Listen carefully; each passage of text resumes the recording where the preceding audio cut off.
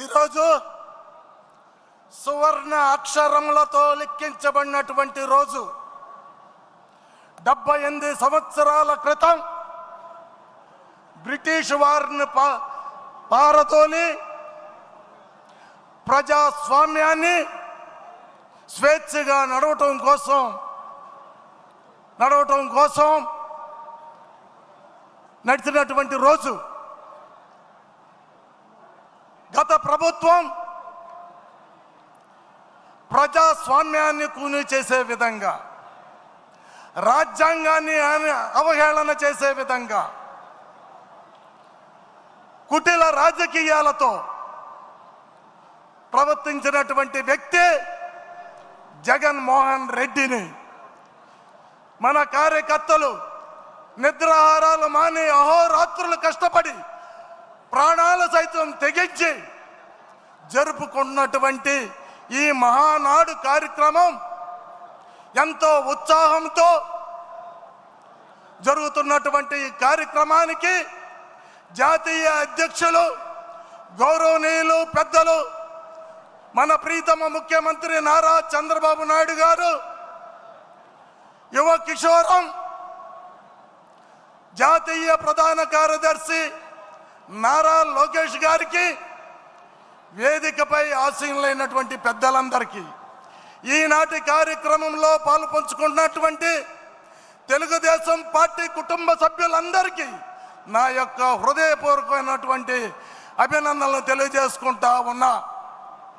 ఈరోజు నాకు ఇచ్చినటువంటి తీర్మానం క్రైస్తవుల సంక్షేమం కోసం ఆలోచించినటువంటి నాయకుడు నారా చంద్రబాబు నాయుడు గారు అని చెప్పి కూడా ఈ సందర్భంగా తెలియజేస్తా ఉన్నా.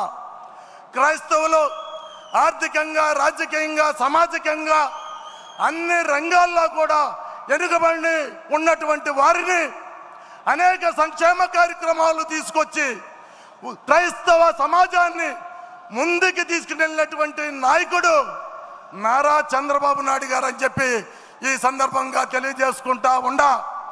జగన్మోహన్ రెడ్డి కేవలం క్రైస్తవుల్ని ఓటు బ్యాంకు కింద వాడుకున్నాడే తప్పితే క్రైస్తవ సమాజాన్ని సర్వనాశనం చేసినటువంటి ముఖ్యమంత్రి ఎవరైనా ఉండారంటే అది జగన్మోహన్ రెడ్డి అని చెప్పి కూడా ఈ సందర్భంగా తెలియజేస్తా ఉండా. మరి ముఖ్యంగా నారా చంద్రబాబు నాయుడు గారు విద్యకి చాలా ప్రాముఖ్యత ఇచ్చి విదేశాల్లో చదువుకున్నటువంటి విద్యార్థులకు 15 లక్షల రూపాయలను కేటాయించి విద్యని చదువుకోవటానికి అవకాశం కల్పించినటువంటి నాయకుడు నారా చంద్రబాబు నాయుడు గారు. అంతేకాకుండా మరి ముఖ్యంగా చర్చి నిర్మాణాల కోసం 3 లక్షల నుంచి 1 కోటి రూపాయల వరకు ఖర్చు చేసే విధంగా చర్చి నిర్మాణాలకి మరి డబ్బులు ఇచ్చినటువంటి ఘనత నారా చంద్రబాబు నాయుడు గారిదని కూడా ఈ సందర్భంగా తెలియజేస్తా ఉన్నాను. జగన్మోహన్ రెడ్డి మనకు క్రైస్తవులకు సంబంధించినటువంటి క్రైస్తవ పాఠశాలలను నిర్వీర్యం చేయటం కోసం అనేకమైనటువంటి కుయుక్తుల్ని పన్ని ఆయన వారి యొక్క ఆస్తులని లాక్కోవటానికి కుటిల ప్రయత్నం చేసినటువంటి వ్యక్తి జగన్మోహన్ రెడ్డి అని చెప్పి కూడా ఈ సందర్భంగా తెలియజేస్తా ఉన్నాను. క్రైస్తవ జీవితాల్లో అనేకమైనటువంటి మార్పులు తీసుకురావటం కోసం మరి ముఖ్యంగా పెళ్లి కానుకను మరి మన ప్రీతమ నాయకులు నారా చంద్రబాబు నాయుడు గారు ఇచ్చారు. ఒక తల్లి చెప్పింది ఏమనంటే, అయ్యా నాకు 3 ఆడపిల్లలు ఉన్నారు, ఆ 3 ఆడపిల్లలకి నేను పెళ్లిళ్ళు చేయటం చాలా కష్టంగా ఉంది. నేను నా 2 పిల్లలకి పెళ్లిళ్ళు చేశాను.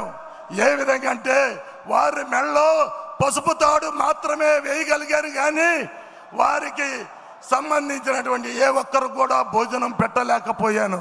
కానీ మన నాయకుడు నారా చంద్రబాబు నాయుడు గారు ఇచ్చినటువంటి పెళ్లి కానుకతో నా 3వ బిడ్డకి మంగళసూత్రం కొని కొంతమందికి నేను భోజన సదుపాయ అవకాశాలు కల్పించానని చెప్పి చెప్పడం జరిగింది.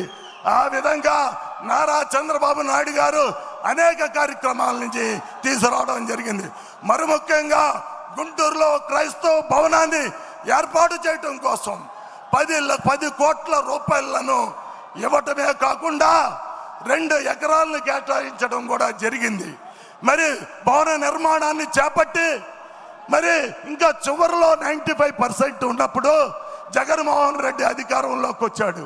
వచ్చిన తర్వాత 1 రూపాయి కూడా కేటాయించకుండా ఆ యొక్క క్రైస్తవ భవనాన్ని తాళాలు వేసి పాడు చేసినటువంటి పరిస్థితి.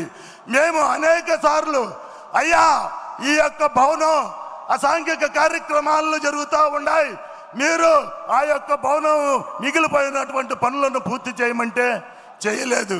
కానీ అధికారంలోకి వచ్చినటువంటి నారా చంద్రబాబు నాయుడు గారు మళ్ళీ 10 కోట్ల రూపాయలను ఇచ్చి వెంటనే పనులను స్టార్ట్ చేయమని చెప్పి చెప్పడం జరిగిందని చెప్పి కూడా ఈ సందర్భంగా తెలియజేస్తా ఉన్నాను.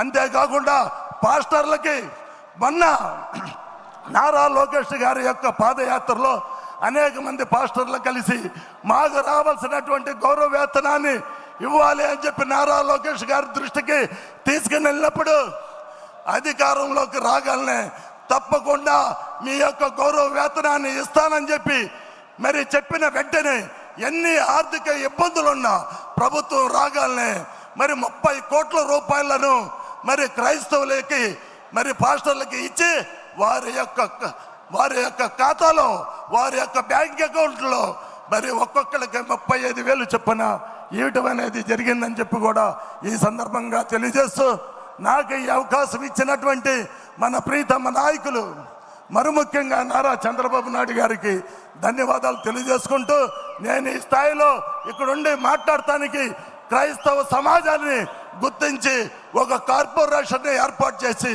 నాకు చైర్మన్గా అవకాశాన్ని కల్పించినటువంటి నారా చంద్రబాబు నాయుడు గారికి ధన్యవాదాలు తెలియజేసుకుంటూ సెలవు తీసుకుంటున్నా.